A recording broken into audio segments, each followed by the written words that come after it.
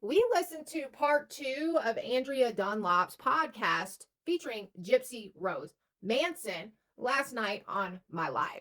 So today I've been going in and kind of editing out all of Andrea's parts because she says way too many words. And I'm going to give you guys the cliff notes on what Gypsy Rose Blanchard had to say in this podcast. I personally thought this was a Munchausen by proxy podcast, at least not in regards to Gypsy's episode. She's acting like she's interviewing some sort of celebrity. Andrea is asking her, like, what are you watching on TV? What are you reading right now? I don't like this concealer. And to be honest, having to go back through and re record this and edit it has been excruciating listening to this fluff piece BS crap. So I'm going to post it here so you guys don't have to go through the same thing of listening to the whole 45 minutes because it has been insufferable. Now, I'm not going to be able to fit the full thing on this TikTok video. It is 17 minutes long. So if you want to see it all in one, go over to my Yellow Tango. Handle is SullenBeauty. Right now, I'm just uploading what Gypsy is saying. And then once I get all that uploaded, I am going to post my responses. I'm going to respond to a lot of this stuff that she's saying. And I really want you guys to pay attention when part 2 uploads because I put some great information from Wikipedia and therapy talk and how people use that and weaponize it. You know, like for me, my doctor did put it in the medical files, suspect parent of Munchausen by proxy. But unfortunately, my mother did hop around from hospital to hospital. So it was very hard to keep me at one specific hospital. And she would also request medical records, like copies of them. So it was very likely that she did receive a copy of that exact letter and it tipped her off. And that's the reason why we moved to a different hospital after that. So I think that even with doctor's intervention, just putting it in the medical records is not enough. No, and that's actually, they're breaking the law by doing that. As Mike Weber always points out, right, the detective we've had on the show a bunch of times, you are charting a suspicion of abuse without reporting it. CPS did come to my house. Mm-hmm. They did come to my house. And the questions that they were asking me, because they did take me into a different room and they asked me questions like if I had bruises on my body, if I had scratch marks, they were looking for signs of physical abuse. They did not ask me questions about if I could walk or things like this. So for me, this would have been in, I believe, 2009. And, at that time, still again even though I was a teenager, very little maturity. So I'm showing these people around my room, like, look at the stuffed animal my mom bought me. Look at my Barbie collection. Like, not really realizing who these people are and that they're here to help me. And growing up as a child, you know how parents always say, oh, be afraid of the boogeyman. Don't let the boogeyman get you. But my mom referred to the boogeyman as what CPS is. She would call it the state. Don't be bad or the state will take you away. And at that time, I'm thinking the state is a monster. Yeah. I grew up being conditioned to hide from these people that are supposed to help. And that's a tragedy.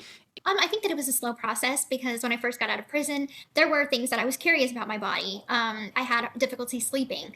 So the first time I went to a doctor was my primary care doctor. And my primary care doctor, I was inquiring as to birth control. And so here she is telling me about all these different options. And I got afraid. I'm like, I don't want to put anything in my body. I don't want to do anything in my body that unless it's 100% necessary. And she's just trying to explain to me birth control. So, it was new to be able to have bodily autonomy and say, okay, I don't want this. I think that this would be a better option for me. And I was very open and honest with like my family. And I'm like, I don't trust doctors. And it's really funny because my sister was in nursing school. She just graduated and she's working as a labor and delivery nurse now. And I said, you know what? I think you're the only nurse that I like. Absolutely. I mean, in my early childhood and my, teen years and early 20s, she was all that I had. She was a single mother raising me on her own. And so, of course, everything that she was doing, I learned from her. That's how I grew up. And unfortunately, that's the hard facts of it. She was not a positive role model. So how those things that I have learned, I am actively choosing to unlearn. And I've been working with a therapist with that. It is something that it's like peeling back layers. You have to understand why you do certain behaviors and then understand where those come from and why you act that way. So I'm working on that in therapy. And what we're working on currently is my impulsive behavior. So, it's like, and communication, but it's something that it's a daily task. It's something you have to keep at the forefront of your brain. Like, I understand that I grew up this way, but it does not give me an excuse to continue this behavior. This is the wrong way. I was taught the wrong way. Let's apply the right way and make better choices.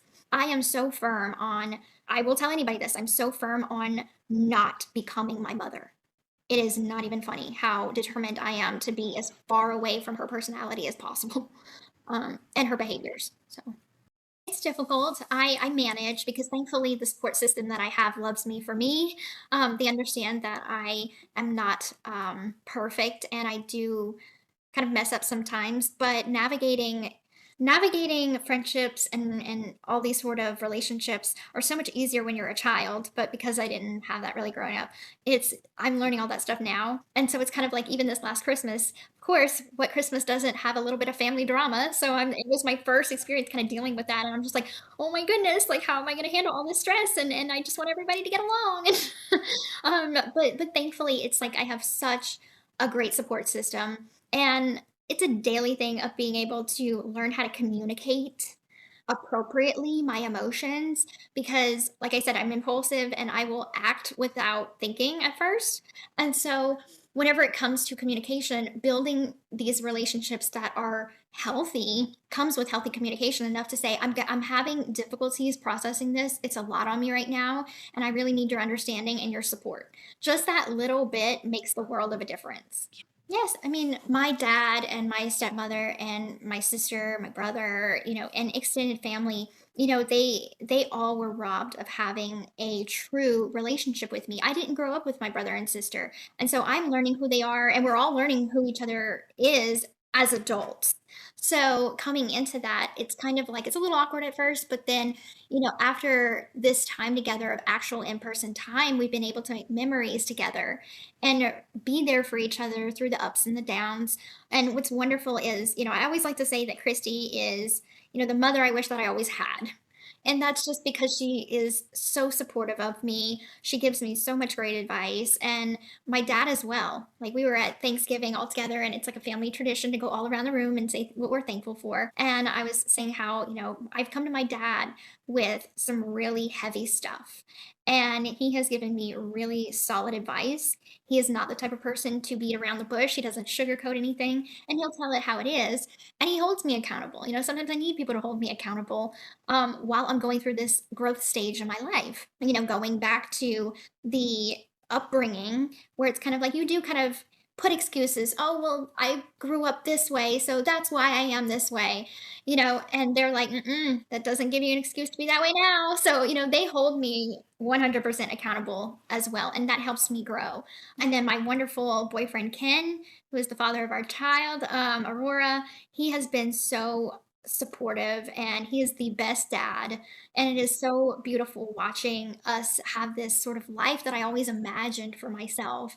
And it's kind of like, is this really my life right now? Do I really have, the dad that I wanted the relationship with, the sister, the brother, the mom, the boyfriend, the baby, like the dog, like it's all a happy ending to a tragic story, but it doesn't mean that my life ends or that's where my story stops. It continues, but the worst parts of my life are behind me. This is the second half of Gypsy Rose Manson using therapy talk as a weapon. I've put some great screenshots in there from Wikipedia so you can be better informed as to what I'm talking about. You can pause to read them. I've got so many ideas for videos today. I think I'm going to make a video solely explaining therapy speak. It continues, but the worst parts of my life are behind me. Well, I think calmly, definitely a calm approach because it could be overwhelming having people that either you didn't realize cared that much or are just coming in and you don't trust them right away. So I would say take a calm approach and have that hope that you could have that genuine relationship and take your time with it because it's not something that you could achieve overnight. That trust needs to be built, that communication, memories need to be built. So time is the most important thing. So give yourself and others grace to know that it is coming, that is the goal. It will happen, but it just will take time. And as cliche as that sounds, it is just so true. And never lose that hope, no matter how hard the survivor might push back. Because I told my stepmom at one time, I didn't like you very much. My mom said a lot of mean things about you, and I didn't want a relationship with you. But then she became literally my mom. Like I call her mom. So even if there is that pushback, understand that there is so many emotions that that survivor is working through, that that person just needs you to be there at their side and give them that time. Yeah. It was something that, of course, my pregnancy was unexpected. I wasn't trying or anything. But then when I found out that I was pregnant, it changed my whole life for the better. It made me take a step back and look at my life and realize that, holy crap, like I am responsible and I am about to be someone's mom, and how that word mom, that title, holds so many meanings for me. And what do I want to do differently? And now that she's 1 years old, I have come to the realization that, like, just watching her simply grow and meet milestones, and the moments that we're laughing together and we're playing and all of these things, I'm like, is just so beautiful. And it made me feel like I want to be the best version of myself for her. And I know that I can't exactly speed my healing up, but it did make me mature a lot more and ground me so much more in my life. And I say, she is my world. She, if I do nothing else right on this planet and I leave this earth having nothing else, but if she calls me a good mom, that will make my life. It was wild because I know that I had made a post on social media, and half of me was like kidding and the other half of me was serious when I posted it. I'm like, hey, let's team up together to do some advocacy. And then next thing you know, like, I get a email and a phone call from her producer, like, Kim wants to meet you. And I'm like, oh my goodness, like this is epic. Now, keep in mind, I have never watched the Kardashians. And so Yeah. I know But so you were not like a fan coming in. You were just no, like, hey, this they're is like, just kind of threw it out there. "Hey, you're gonna be on the Kardashians," and I'm like, "Oh, that's nice. That's Kim's show, right? Yeah, she's she's a model, right? Is that what she does?" Like, I didn't really know anything about her at all. I knew that she's extremely famous, and that's about it. But meeting her, she is so much more down to earth than people think. I will say that, like, after the interview was done and filming was done, like, we FaceTimed with her daughter. We sat down for longer and had a good chat. She's just so down to earth and she's a lovely lady. And I think it's wonderful what she's doing and building her career into, more of a serious phase in her life. I think that's wonderful. And well, It was sort of like her kind of almost mentoring me because I was overwhelmed with everyone calling me to advocate. So I was kind of getting feedback from her, like, how do I start? Where do I even begin? I'd have zero connections in the industry of where I need to go, where I could speak, how do I speak? And then what about the haters? Like, there'll be the naysayers. And so it was a whole conversation about prison reform, but also about where to even begin advocacy. with your family, like that's enough. You don't owe anybody anything. You don't owe anyone anything. Just because this brought you all of this attention that you didn't ask for. I think that just has to be a decision that I come to, trying to weigh out the pros and the cons. It's like, okay, what do I feel like, my life's purpose is? Is it to go on to share other survivor stories, which I think a big part of it does, and still try to figure out how to manage this private public life and give each of it both respect. Yeah. Never ending journey. Yeah. I love to podcast in prison and I do listen to podcasts. So, Ken listens to podcasts too. So if one of us is not listening, it's the other listening. I love Anatomy of Change. I listen to them in prison. I listen to them now, and I love listening to them. I think, the growth mindset just resonated so much with me. And I can only hope that when Ken and I get married, we have a relationship like Seth and Melody. So I don't know this podcast yet. It's a couple that they are both licensed therapists, and it's sort of like life coaching, marriage and life coaching. So even if you don't get anything out of the marriage side of it, because I'm not married, but I am in a committed relationship, you get so much out of it, and just how to navigate interpersonal relationships and stuff like that. So I listen to a lot of that stuff. I hear you are a 90 Day Fiance fan. Do you still watch 90 Day Fiance? I do, and actually, like a lot of the cast, because all of us in reality TV have either heard of each other in one way or another. On Instagram, a lot of times the cast will be in my DMs. So, That is funny. I've always been a fan of Jasmine. I know that she's a wild card. She's wild and sassy, but I love her. And Jovi and Yara. So Jovi used to work with my dad on the boat because he's from New Orleans. Like he's from the That's so local funny. areas and the bayous. So yeah, it's crazy.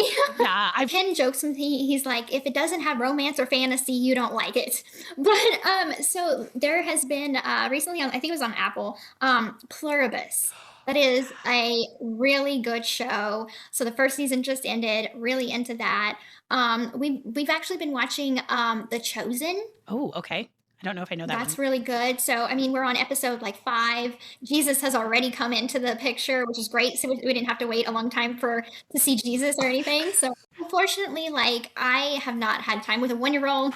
Yeah, No time that's to write. true. No time to read. Yeah. Oh my goodness. Fair enough. The last book that I was going to try to read was the newest Hunger Games book, and I haven't even been able to crack it open to read it because Yes. maybe after well, she's 8.